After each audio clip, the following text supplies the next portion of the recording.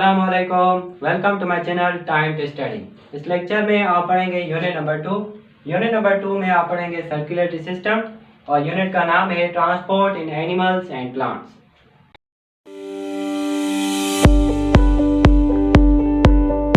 Hello बच्चों, कैसे हैं आप? I am Mohammad Anis Malak and the channel on which you are watching me is time to study. तो आइए हम अपने टॉपिक पर आते हैं, वो है circulatory system. What is circulatory system?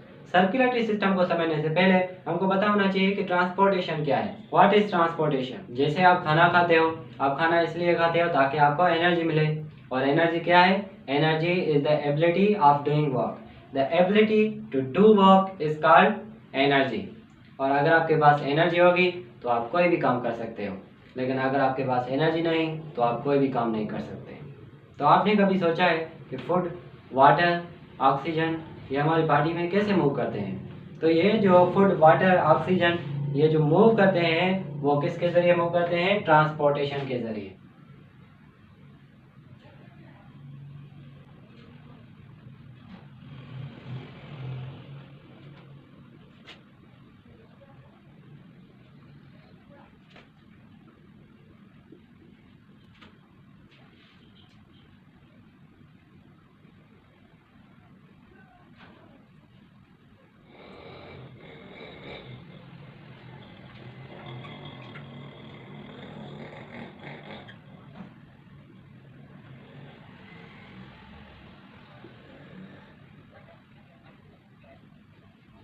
और ट्रांसपोर्टेशन के लिए जो सिस्टम रिक्वायर है उसको हम कहेंगे circulatory system.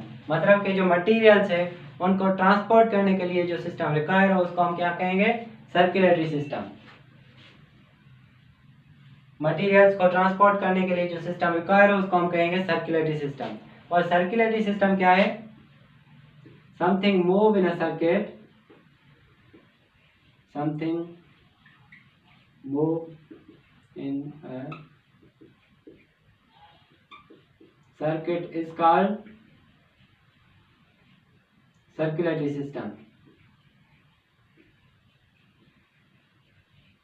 Circulatory, something move in a circuit is called circulatory system. कोई भी चीज अगर वो सर्किट में मूव करे उसको हम कहेंगे सर्कुलेटरी सिस्टम। जैसे आप देखें जो ब्लड है, ब्लड हमारी पूरी बॉडी में क्या करता है? सर्कुलेट करता है। और उसका काम क्या है? उसका काम है ट्रांसपोर्टेशन। मतलब ब्लड के पास वाटर भी है, ऑक्सीजन भी है और ऑर्गेनिक कंपाउंड्स भी है, और ब्लड क्या करता है? ट्रांसपोर्टेशन करता है। तो आइए कि ब्लड जो है वो ट्रांसपोर्टेशन कैसे करता है। How the blood transport the energy और द फूड और oxygen from one part of the body to the another part of the body. Blood है वो पूरी बॉडी में कैसे मूव करता है? जो हार्ट है, हार्ट ब्लड को पंप करती है, उसको पुश करती है ताकि जो ब्लड है वो पूरी बॉडी तक मूव कर सके। तो हार्ट क्या है? Heart it is a muscular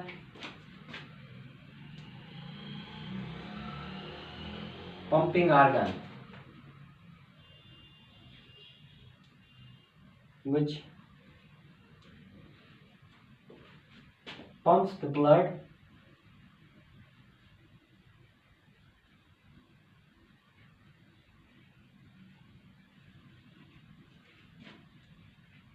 throughout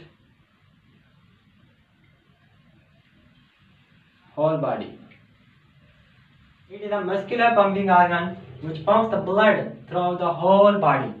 heart एक मस्कुलर पंपिंग ऑर्गन है। मस्कुलर पंपिंग ऑर्गन मतलब एक ऑर्गन है जो कॉन्ट्रैक्ट भी होता है और रिलैक्स भी होता है। और इसका काम क्या है? मस्कुलर पंपिंग ऑर्गन है मतलब पंप करता है, एक पंपिंग ऑर्गन है मतलब पुश करता है। किसको? which pumps the blood, blood को पुश करता है, पंप करता है throughout whole the body. मतलब जो ब्लड है वो पूरी बॉडी में कैसे मूव करता है? वो हार्ट की वजह से। हार्ट इसको पुश करती है, उसको पंप करती है ताकि जो ब्लड है पूरी बॉडी में मूव कर सके। और हार्ट जो है वो कार्डियक मसल से बनी हुई है। It is made up of cardiac muscles. Cardiac is made up of cardiac muscles. Cardiac muscles हम किसे कहते हैं? कार्डियक मसल्स हम उनको कहते हैं जो मसल्स हार्ट में मौजूद हो। जैसे कार्डिया का मतलब है हार्ट, इसका मतलब क्या है? हार्ट। तो जो मसल्स हार्ट में मौजूद हो उसको हम क्या कहेंगे? Cardiac muscle. It has 4 chambers.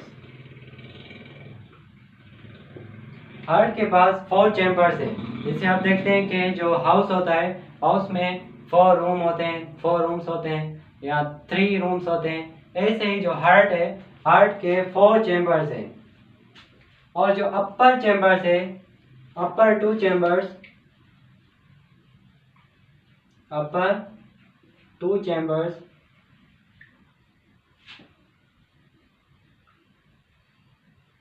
are called arteria, arteria, arteria। और जो लोअर चैम्बर्स है, lower 2 chambers are called ventricles, ventricles। Atria और वेंट्रिकल्स। आर्ट्रिया जो है वो अपर चैम्बर्स है, अपर 2 चैम्बर्स है, और जो वेंट्रिकल्स है वो लोअर 2 चैम्बर्स है। और अगर हम इसका सिंगुलर देखें आर्ट्रिया का, वो है आर्ट्रियम, और जो वेंट्रिकल्स है उसका सिंगुलर देखें वो है ventricle. Now let's understand the structure of heart. Heart के पास 4 चैम्बर्स है, 1 2 3 4। ये क्या है? ये हार्ट के 4 चैम्बर्स है। जैसे आप देख सकते हैं कि जो अपर चैम्बर्स है, अपर चैम्बर्स, इसको हम क्या कहते हैं? इसको हम कहते हैं आर्ट्रिया। क्या कहते हैं? आर्ट्रिया। आर्ट्रिया। आर्ट्रिया क्या है? 2 अपर चैम्बर्स है, और जो लोअर 2 चैम्बर्स है, नीचे वाले 2 चैम्बर्स है, उनको हम क्या कहेंगे? Ventricles,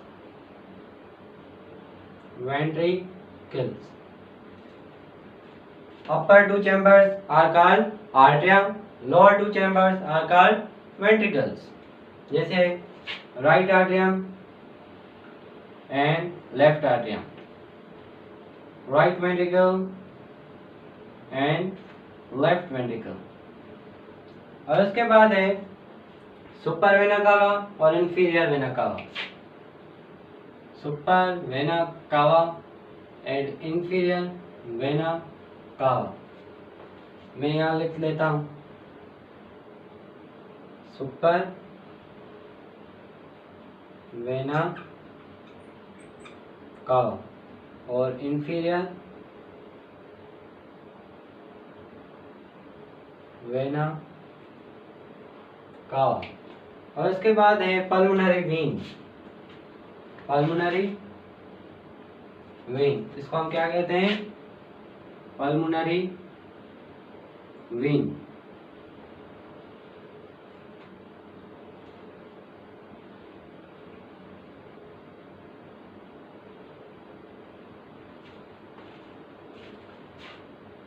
pulmonary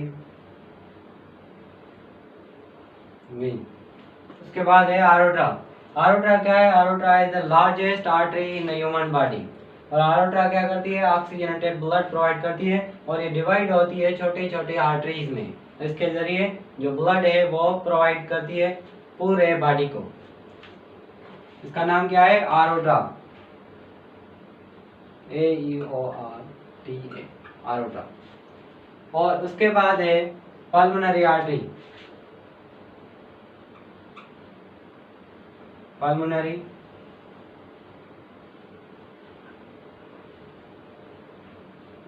artery, pulmonary artery and pulmonary vein, aorta, right atrium, left atrium, right ventricle, left ventricle। और ये क्या है? इसको हम कहते हैं pericardium membrane, pericardium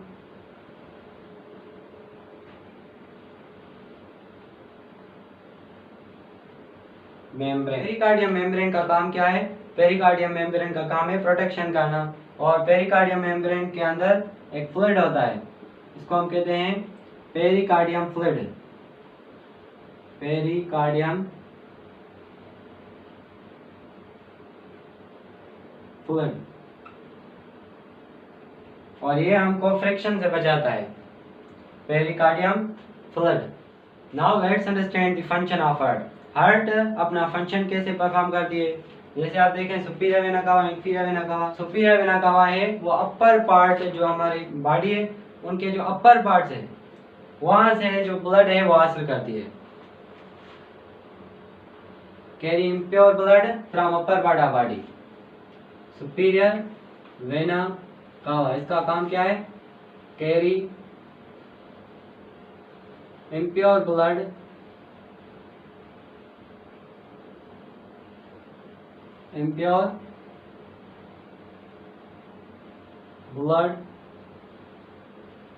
from upper part of body, upper parts of body. और दूसरा है inferior vena cava. Inferior vena cava का काम क्या है, इंफीरियर वेना कावा, इसका काम है carry impure blood from lower parts of body, carry impure blood from lower parts of body.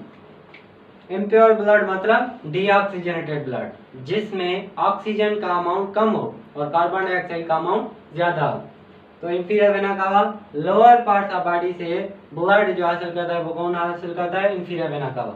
Superior vena cava और इंफीरियर वेना कावा के जरिए जो ब्लड है वो राइट आर्टरियम में अंदर आता है। राइट आर्टरियम के बाद जो ब्लड है वो राइट वेंट्रिकल में आता है। लेकिन आप सोच रहे होंगे जो ब्लड है वो पीछे क्यों नहीं जाता, जैसे राइट वेंट्रिकल है, राइट वेंट्रिकल से लेकर राइट आर्टरियम चला जाए, लेकिन राइट वेंट्रिकल से राइट आर्टरियम ये ब्लड पीछे नहीं जाता, क्योंकि यहाँ एक वाल होता है। जब ये राइट आर्टरियम से राइट वेंट्रिकल जाता है तो वाल जो है वो बंद हो जाता है और यहाँ एक प्रेशर जनरेट होता है। तो जो ब्लड है वो पल्मोनरी आर्टरी के जरिए, जो ब्लड है वो पल्मोनरी आर्टरी के जरिए लंग्स के पास जाता है। तो लंग्स के पास जब जाता है तो जो ब्लड है वो डीऑक्सीजनेटेड से ऑक्सीजनेटेड हो जाता है, मतलब जो लंग्स है वो ब्लड को प्यूरिफाई करते हैं, डीऑक्सीजनेटेड ब्लड से ऑक्सीजनेटेड ब्लड करते हैं। कैसे, जो हम जब एक्सहेल करते हैं कार्बन डाइऑक्साइड, तो कार्बन डाइऑक्साइड उससे रिमूव करके और ऑक्सीजन को डिफ्यूजन करके ऑक्सीजनेटेड ब्लड करके देता है। और अब वो जो ब्लड है ऑक्सीजनेटेड ब्लड वो कहाँ से हार्ट में इंटर होता है, जो ब्लड ऑक्सीजनेटेड हो गया, प्यूरिफाई हो गया लंग्स के जरिए, वो पल्मोनरी वीन के जरिए अंदर आता है। पल्मोनरी वीन के जरिए जो ब्लड है वो लेफ्ट आर्टरियम में इंटर होता है। लेफ्ट आर्टरियम से फिर जो ब्लड है वो नीचे जाता है लेफ्ट वेंट्रिकल। लेफ्ट वेंट्रिकल जब ये जाता है तो ये जो वाल है बाइकप्सिड वाल, ये ट्राइकप्सिड वाल था, अब ये बाइकप्सिड वाल। बाइकप्सिड वाल क्या हो गया, ये क्लोज हो गया जब लेफ्ट आर्टरियम से लेफ्ट वेंट्रिकल ब्लड इंटर हुआ। और फिर ये प्रेशर जनरेट होगा। जब प्रेशर जनरेट होगा तो जो ब्लड है, अब यहाँ जो है लेफ्ट साइड जो है ब्लड इम्प्योर है और राइट साइड जो है ब्लड प्योर है, मतलब ऑक्सीजनेटेड है। यहाँ प्रेशर जनरेट होगा, ये जो ब्लड है वो आरोटा आर्टरी के जरिए ब्लड पूरी बॉडी में ट्रांसपोर्ट हो जाएगा। और ब्लड क्या करेगा, ट्रांसपोर्ट करेगा फूड, वाटर, जो भी है, इस हार्ट के जरिए। हार्ट उसको पंप करती है और जो आवाज होता है वो होता है लब और डब। एक होता है डायस्टोल और दूसरा होता है सिस्टोल। डायस्टोल और सिस्टोल, डायस्टोल और दूसरा होता है सिस्टोल। सिस्टोल हम कहते हैं कॉन्ट्रैक्शन, जब कॉन्ट्रैक्शन होती है उसको हम कहते हैं सिस्टोल। और जब डायस्टोल मतलब relaxation, contraction of heart is called systole and the relaxation of heart, contraction मतलब सिस्टोल। और जब हार्ट रिलैक्स हो जाए तो उसको हम कहते हैं डायस्टोल। सिस्टोल मतलब कॉन्ट्रैक्शन एंड डायस्टोल मतलब रिलैक्सेशन। और जब ये कॉन्ट्रैक्शन और रिलैक्सेशन होती है तो आप आवाज जो होता है वो कौन सा प्रोड्यूस होता है, लब और डब, लब डब लब डब, ये आवाज प्रोड्यूस होता है। तो ये था फंक्शन कि ब्लड कैसे आता है और कैसे पल्मोनरी पल्मोनरी आर्टरी के ज़रिए लंग्स के पास जाता है, और लंग्स से जो ब्लड है वो हार्ट में कैसे दाखिल होता है, पल्मोनरी वेन के ज़रिए। ये था फंक्शन हार्ट का। Now let's understand the blood vessels. Blood vessels के 3 टाइप्स है, arteries, veins and capillaries. Arteries हम कहते हैं जो ऑक्सीजनेटेड ब्लड को कैरी करे, और जो वीन होता है, वीन जो ब्लड वेजल्स होती हैं उनको हम कहते हैं जो डीऑक्सीजनेटेड ब्लड को कैरी करे। और capillaries, the connection between arteries and veins is called capillaries. Arteries, मैंने आपको बताया कि आर्टरीज जो है वो ऑक्सीजनेटेड ब्लड को कैरी करते हैं, लेकिन जो हार्ट में जो पल्मोनरी आर्टरी है वो डीऑक्सीजनेटेड ब्लड को कैरी करती है। मतलब कि जो पूरी बॉडी है, पूरी बॉडी में जो भी आर्टरीज हैं वो ऑक्सीजनेटेड ब्लड को कैरी करती है, लेकिन जो एक आर्टरी है वो है पल्मोनरी आर्टरी, वो डीऑक्सीजनेटेड ब्लड को कैरी करती है। ऐसे ही मैंने आपको बताया कि जो वीन है वो डीऑक्सीजनेटेड ब्लड को कैरी करती है, लेकिन जो पल्मोनरी वीन है वो ऑक्सीजनेटेड ब्लड को कैरी करती है। जो भी वीन्स है वो डीऑक्सीजनेटेड ब्लड को कैरी करती है, लेकिन एक ही पल्मोनरी वीन है जो ऑक्सीजनेटेड ब्लड को कैरी करती है। तो आज हमने पढ़ा कि हार्ट और ह्यूमन सर्कुलेटरी सिस्टम। अगर आपको कोई भी सवाल हो तो आप पूछ सकते हैं कमेंट बॉक्स में, और अगर आपको ये लेक्चर अच्छा लगा हो तो लाइक करना, शेयर करना, और जो भी आपके फ्रेंड्स हैं उन तक ये लेक्चर पहुँचाएँ ताकि वो भी आसानी से समझ सकें और पढ़ सकें। See you in the next video.